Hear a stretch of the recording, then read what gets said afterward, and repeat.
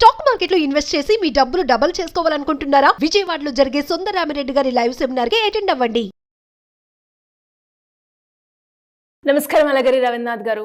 నమస్తే అండి శ్రీ గారు. రీసెంట్ గా సైఫ్ అలీ ఖాన్ గురించి వచ్చిన ఏవైతే వార్తలు ఉన్నాయో అవన్నీ కూడా ప్రీ ప్లానింగ్ యాక్టింగ్ అని, అండ్ అలాగే తనని హాస్పిటల్కి తీసుకెళ్ళింది కూడా వాళ్ళ పెద్ద కొడుకు కాదు అని, చంపింది కూడా బంగ్లాదేశస్తుడు కాదు అని, ఇలాంటి వార్తలన్నీ కూడా మనం వింటూ ఉన్నాం. అసలు జరిగింది ఏంటి? ఎందుకు ఇలా చేయాల్సిన అవసరం ఉంది? ఇదంతా డ్రామా అని వింటూ ఉన్నాము. అసలు నిజమేంటి సార్? బంగ్లాదేశీయుడు కాదు అని చెప్పడానికి అవకాశం లేకుండా బంగ్లాదేశ్ నుంచి వాళ్ళ ఫాదర్ మాత్రం నేను రెస్పాండ్ అయ్యారు. ఆయన చెప్పినటువంటి మ్యాటర్ ఏంటంటే, ఇప్పుడు ఎవరైతే మా అబ్బాయిని మీరు అరెస్ట్ చేశారు, మీరు ఏదైతే వీడియో ఫుటేజ్లో రిలీజ్ చేసినటువంటి ఆ ఇమేజ్, ఆ ఫోటో, ఆ ఇమేజ్ ఏదైతే ఉందో, మా అబ్బాయి ఇద్దరు ఒకటి కాదు, మా అబ్బాయికి ఎటువంటి ఏ పాపం తెలియదు. మా అబ్బాయి 2024లో ఇక్కడ షేక్ హసీనా బంగ్లాదేశ్లో ఆవిడ పదవి బాధ్యతలు తీసుకున్న తర్వాత బంగ్లాదేశ్లో జరిగిన అల్లర్లకు గాను అతను బంగ్లాదేశ్ నుంచి వెస్ట్ బెంగాల్కి వెళ్ళారని, వెస్ట్ బెంగాల్లో కొన్ని ఉద్యోగాలు చేస్తున్నాడని చెప్పి, అయితే బాంబేలో ఆయనకు ఆఫర్ వచ్చింది, ఒక హోటల్లో ఆయనకు ఆఫర్ వచ్చింది, ఇక్కడికన్నా ఎక్కువ శాలరీ బాంబేలో ఇస్తారని చెప్తే ఆయన కలకత్తా నుంచి బాంబే రీసెంట్గా వచ్చాడు. మా అబ్బాయికి ఎటువంటి పాపం పుణ్యం తెలియదు, ఈ కేసుకి మా అబ్బాయి కేవలం ఒక ప్రీఫాబ్రికేటెడ్గా మా అబ్బాయిని అందులో ఇరికిస్తున్నారు తప్పించి, మా అబ్బాయి అసలు ఆ హెయిర్ కూడా అంత పెద్దగా షార్ట్గా ఇప్పుడు కట్ చేసుకోడు, మా అబ్బాయి ఇప్పుడు కూడా హెయిర్ పెద్దగా ఉంటుంది మా అబ్బాయికి, అసలు ఏదైతే పోలీసులు పట్టుకున్నటువంటి మా అబ్బాయి కానీ ఆ ఇమేజ్ వాళ్ళు ఏదైతే రిలీజ్ చేస్తారో ఆ అబ్బాయికి మా పర్సన్కి సంబంధం లేదు. రీసెంట్గా వాడు ఎక్కడైతే జాబ్ చేస్తున్నాడో ఆ జాబ్లో కూడా ఆయనకి ప్రత్యేకంగా రివార్డు కూడా ఇచ్చారు.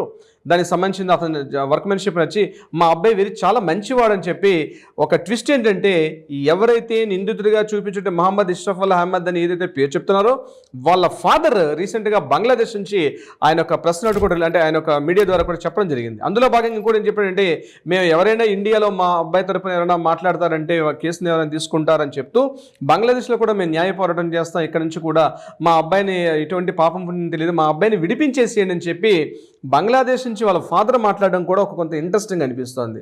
ఇక్కడ రెండు రకాల హైడ్రామాలు నడుస్తున్నాయి. ఒకటి, ముందుగా ఏంటంటే అసలు ఏదైతే ఈ సంఘటన జరిగిందో, ఈ సంఘటనకు సంబంధించి ఈ సంఘటనకు కానీ అదేవిధంగా పోలీసులు చెప్తున్న విషయం, కరీనా కపూర్ గారు మాట్లాడుతున్న మాటలు, వాళ్ళ అబ్బాయి చెప్తున్న మాటలు, ఏదైతే అక్కడ మనం చెప్పాము ఈఎంఈ ఫిలిప్ గారు చెప్పిన ఎఫ్ఐఆర్ రిపోర్ట్, ఇవంతా కూడా రకరకాల గందరగోళానికి దారితీస్తూ ఉంది. ఎందుకు ప్రధానంగా ఈ మాట నేను చెప్పాల్సి వస్తుందంటే, రీసెంట్గా ఇప్పుడు మీరు ఇంటర్వ్యూలో చెప్పినట్టుగా మీరు మెయిన్ ఇన్ఫర్మేషన్ అంటే, అసలు వాళ్ళ అబ్బాయి తీసుకెళ్లి హాస్పిటల్ అడ్మిట్ చేయలేదు అని చెప్పిన విషయం. అసలు వీటన్నిటికన్నా కారణం ఏంటంటే, అసలు ఏదో ఆ 4 గోడల మధ్య జనవరి 16 ఉదయం 1:02 ప్రాంతంలో ఏదో జరిగింది, ఏదో ఇంట్లో గొడవ జరిగింది.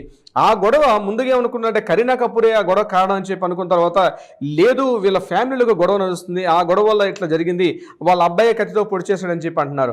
మరి అగంతకుడు వచ్చినట్టు అగంతకుడు ఎవరు? ఆ ఇమేజ్ ఎప్పుడుది? అసలు లైవ్లో ఉన్న ఇమేజ్ అయినా? ఎందుకంటే పోలీసు ఇచ్చిన అనుమానాస్పదం ఏంటంటే, ముందుగా స్టెప్స్ దిగుతున్నటువంటి ఒక ఫోటో ఫస్ట్ రిలీజ్ చేశారు, అది కూడా 11th ఫ్లోర్లో దిగుతున్నటువంటి ఒక ఇమేజ్ చూపించారు ఫస్ట్. తర్వాత 11th ఫ్లోర్ కాదు 6th ఫ్లోర్లో ఉన్నటువంటి ఇంకో ఇమేజ్ అని చెప్పి 1 డే తర్వాత రిలీజ్ చేశారు. అంటే ఇవన్నీ కూడా రకరకాల కథనాలు, రకరకాల డౌట్స్ చెప్తుందంటే ఇక్కడ పొంతనలేనటువంటి సమాధానాలు.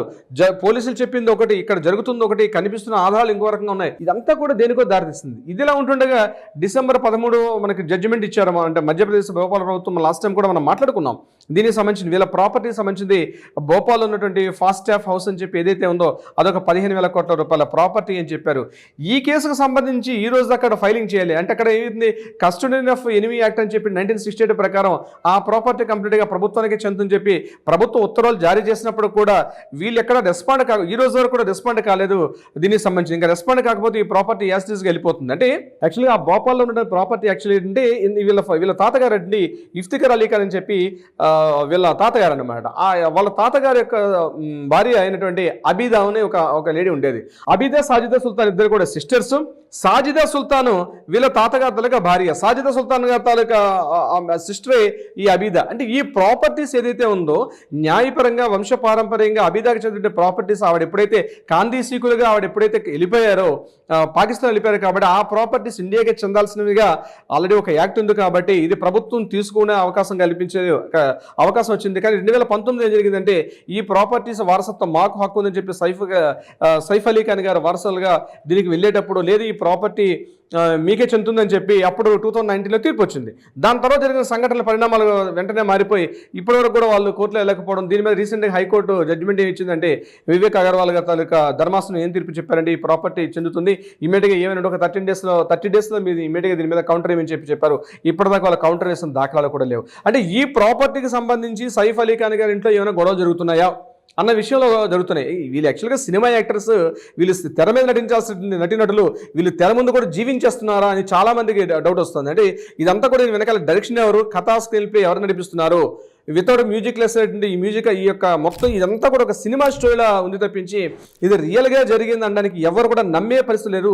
దీని మీద నిన్న కరీనా కపూర్ గారిని కూడా నేను తీసుకెళ్ళి ఆవిడ కూడా ఇన్వెస్టిగేషన్ చేస్తున్నారు. ఏదేమైనప్పుడు కూడా ఇక్కడ పోలీసులు దయానాయక్ గారు ఆధ్వర్యంలో, ఎందుకంటే ఎన్కౌంటర్ స్పెషలిస్ట్ దయానాయక్ గారు ఉన్నటువంటి సందర్భంలో ఇటువంటి కేసు ఆయన టేకప్ చేశారు ఈ కేసును కూడా. అంటే ఇంత ప్రాతినిధ్యం ఉన్నటువంటి ఈ కేసు ఇంత ఫేక్గా ఇంత ఇంత ఇంత చీప్గా ఎట్లా పబ్లిక్ని ఫూల్ చేస్తున్నారు అన్న విషయం మీద ఇదంతా కూడా ఏదో జరుగుతోంది. నిజంగా సైఫ్ అలీ ఖాన్ గారు కావాలని చెప్పి నా మీద దాడి జరిగిందని చెప్పి పోలీస్ స్టేషన్ అంటే హాస్పిటలైజ్ అయ్యారా, అసలు కార్లు లేకపోవడం ఏంటి, ఇంట్లో సీసీటీవీ ఫుటేజ్ లేకపోవడం ఏంటి, ఇంటి పని మనుషులు చెప్పే విధానం ఏంటి, ఇంట్లో గన్మన్స్ లేరు, ఇంట్లో సెక్యూరిటీ సిబ్బంది లేరు, ఇద్దరు యాక్టర్స్ కరీనా కపూర్ పెద్ద యాక్టర్, సైఫ్ అలీ ఖాన్ గారు పెద్ద యాక్టర్, వీళ్ళిద్దరి మధ్య భద్రతా సిబ్బంది ఏమైపోయారు, గన్మన్స్ ఏమైపోయారు, డ్రైవర్స్ ఏమైపోయారు, అసలు ఇంట్లో పని మనుషులు ఏమైపోయారు, ఎవరు లేకుండా ఒక అనామకుడిగా కింద దిగి ఆటో ఎక్కేసి ఎలా వెళ్ళిపోతారు అన్న విషయం మీద రకరకాల భిన్న ధృవాలు. ఎందుకంటే వేల కోట్ల ఆస్తిపరులు వాళ్ళు ఏమైనా ఒక సినిమా యాక్టర్స్ అంటే సినిమా యాక్టర్స్ కాదు, నవాబు వంశస్థులు, వాళ్ళు ఆల్రెడీ వాళ్ళ పుట్టుకతోటే గోల్డెన్ స్పూన్తో పుట్టినటువంటి ఒక ఫైనాన్షియల్ రిచ్ పర్సన్స్ వీళ్ళు. ఇట్లాంటిది బాంద్రాల లాంటి ఏరియాలో ఇటువంటి సంఘటన జరగడం అంటే రకరకాల భిన్నాభిప్రాయాలు, రకరకాల డౌట్స్ రైజ్ చేస్తున్నారు. పబ్లిక్ ఎప్పుడు కూడా అంటే పబ్లిక్ని ఫూల్స్ చేస్తున్నారండి. లిటరల్గా చెప్పండి సిరి గారు, పబ్లిక్ని ఫూల్స్ చేస్తున్నారు. ఏదో జరగకూడనటువంటి దారుణం ఏదో ఆ ఇంట్లో జరిగింది, దాన్ని పబ్లిక్ని కంప్లీట్గా మిస్గైడ్ చేసి ఒక తప్పు తప్పు మీద తప్పు చేసుకుంటూ మా దగ్గర డబ్బు ఉంది కాబట్టి మేము వ్యవస్థలను కూడా కొనేస్తాం అన్నటువంటి ఏదైనా భ్రమల్లో ఉన్నారా వీళ్ళు అన్నటువంటి కోణంలో కూడా పబ్లిక్ ఆలోచిస్తున్నారు. ఎందుకంటే ఇట్స్ నాట్ చిన్న ఇష్యూ కాదండి. ఎంత సంక్రాంతి పండగకి వెళ్ళి ఆ పండగ నుంచి ఇంకెళ్ళకి రాలేదు కానీ ఎంత పెద్ద వార్త ఒక్కసారి స్పెక్యులేషన్ అవ్వడం వల్ల కూడా రకరకాల డౌట్స్ రైజ్ చేస్తున్నారు. ఏదేమైనప్పుడు కూడా వీళ్ళు యాక్చువల్గా జరిగిన స్టోరీ వేరు, జరుగుతున్న కథనం వేరు, అక్కడ వాస్తవాలు వేరు, వార్తా కథనాలు వేరు. ఈ రకంగా రకరకాల స్పెక్యులేషన్స్తో రకరకాల అభిప్రాయాలతోటి జరుగుతున్నది ఈ యొక్క సైఫ్ అలీ ఖాన్ గారిది ఒక రియల్ లైఫ్ స్టోరీలా చూపిస్తున్నారు. పబ్లిక్ ఒక డైలీ సీరియల్ అయిపోయింది కంప్లీట్గా. ఇది ఒక 2.5 hours మూవీ కాదు, టోటల్గా ఒక డైలీ సీరియల్ మాదిరిగా తయారైంది. దీనికి అంతం ఎప్పుడు, ఈ స్టోరీకి ముగింపు ఎప్పుడు, ఎవరిస్తున్నారు ముగింపు, ఏ ముగింపు తీసుకెళ్తుందని చెప్పి ప్రతి ఒక్కరు కూడా సర్వత్రా ఉత్కంఠగా దారితీసే విధంగా ఉంది సిరి గారు. ఎస్ సార్, మీరు చెప్తూ ఉంటే రోజుకు ఒక ట్విస్ట్ని మనం ఈ కేసులో చూడడం జరుగుతూ ఉంది. అండ్ మీరు అన్నట్టుగానే ఒక కంప్లీట్గా ఒక పులి స్టాప్ వచ్చే మార్గం ఏంటో, అసలు ఏంటి, ఎందుకు ఇలా చేస్తున్నారు అన్న ప్రశ్న మాత్రం ప్రతి ఒక్కరికి ఉంది. దీనికి సంబంధించిన పూర్తి వివరాలు మనం ఇచ్చే ప్రయత్నం చేద్దాం మనకు అందిన వార్తల్లో. Thank you sir, thank you so much. Thank you so much Siri గారు.